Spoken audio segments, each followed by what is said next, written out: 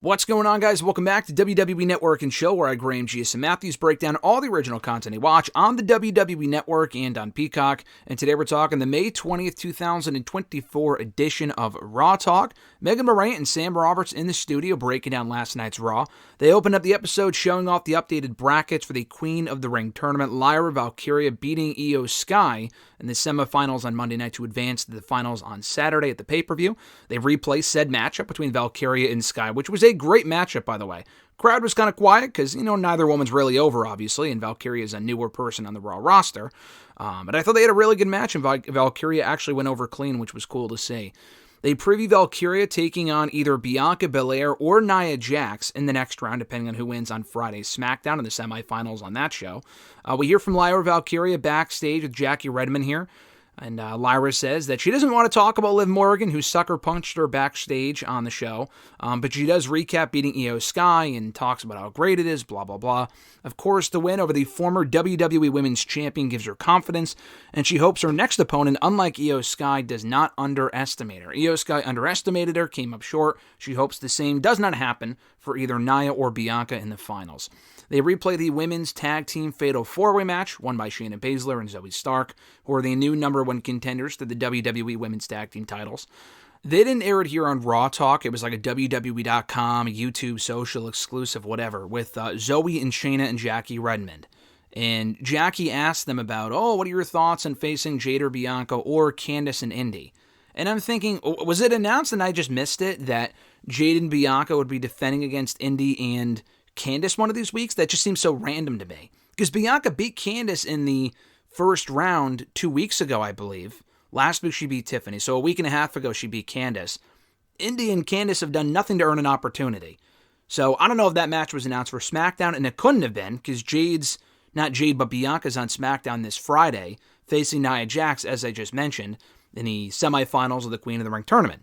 So I don't even know when that match would happen between Bianca and Jade and Candice and Indy. So I thought that was weird. They didn't mention that here, but regardless, just something to keep in mind, I guess. It was weird that Shayna and Zoe, no one really gives a shit about these belts anyway, they would have to win a number one contenders match, but Candice and Indy would just be given a title shot, if that is indeed happening. And if it's not, I'm not really sure why Jackie Redmond would say that. But anyway, so Megan Morant and Sam Roberts praise Shayna and Zoe Stark's chemistry as a team and their win on Raw. They replay the Becky Lynch and Liv Morgan segment to set up their match for the pay-per-view on Saturday. They preview Lynch and Morgan for the Women's World Championship. They also replay Awesome Truth beating Finn Balor and JD McDonough to retain the World Tag Team Championships on Monday's Raw. We hear from Braun Strowman backstage, I think with whoever it was, I don't remember honestly. But Braun says that JD McDonough is going to get the match that he wants. They had that match made. Braun will face JD McDonough on Raw next week. And he promises when he's done with him to put him up on a shelf with the rest of his Funko Pop collection. I thought that was a funny line from Braun. Sam Roberts says that JD McDonough is trying to prove himself, as is every other member of the Judgment Day, and that's why they're doing that match. That's why he wants that match, because he knows he's going to get fucking killed. But he wants to prove himself to Damian Priest and the rest of the group.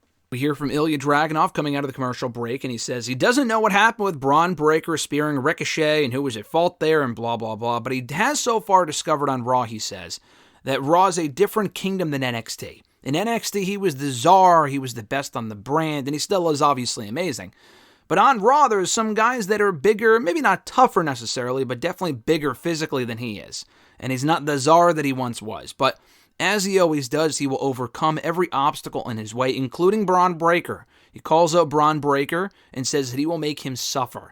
So I'm all for Braun and Ilya. They've had a couple good matches, at least one that I can recall in NXT on TV last summer. I know they had a triple threat with Tyler Bate, I think, and that Worlds Collide show about 2 years ago. I don't know why they would go to Braun and Ilya at this point. Ricochet and Braun makes sense. Ricochet's been here forever. He can eat a loss. Who gives a shit? Ilya and Braun, both guys need wins. So I'm not really sure why they would match them up at this point, but hey, fuck me if it's not a great match, so I'm looking forward to that one. Sam Roberts questions what he thinks is going to happen with Braun Breaker taking it to Nick Aldis, and honestly, I think there might be a chance, as other people have mentioned, of Braun being traded to SmackDown. If AJ Styles, he hasn't said that he wants to go to Raw, but he teased talking to Nick Aldis last week on SmackDown, and he's going to talk to him this week on SmackDown. I could certainly see AJ heading to Raw. And I like AJ on SmackDown, but truthfully speaking, there really isn't a lot more for him to do there. He lost to Cody Rhodes, failed to win the WWE Championship. He's not challenging for the United States Championship at any point with Logan Paul as champion. AJ is also a heel. He's lost to LA Knight. He lost to Randy Orton last week. What is there really left for AJ Styles to do on SmackDown? The answer is not a whole lot. So trade him to Raw in exchange for Braun Breaker, who should have never left SmackDown to begin with. And I think that's a fair trade. They replay the main event with Jey Uso falling short against Gunther in the semifinals of the King of the Ring tournament. Sam Roberts says that Gunther can contend with these odds. He has proven that so far, beating Jey Uso this week. He beat Sheamus 2 weeks ago, beating Kofi Kingston last week, and the odds are in his favor, to quote Hunger Games, heading into the finals on Saturday. So speaking of which, they do run down the entire card. Only 5 matches. We're getting the finals of the King and Queen of the Ring tournaments. Cody and Logan Paul for the undisputed WWE Championship. Still champion versus champion, but the United States Championship thankfully is not on the line. That would have been fucking dumb. Chad Gable, Bronson Reed challenging for the Intercontinental Championship against Sami Zayn in a triple threat, and Liv Morgan taking on Becky Lynch for the Women's World Championship. They also plugged JBL and Natalya for Wednesday's The Bump, for anyone that gives a shit. So that was it, folks. Thank you for checking out my review of Raw Talk. Pretty decent show here, hearing from Braun Strowman. We heard from Lyra Valkyria. We heard from Ilya Dragunov. Some nice names here on the show. I thought it was a solid show this week by Raw Talk standards.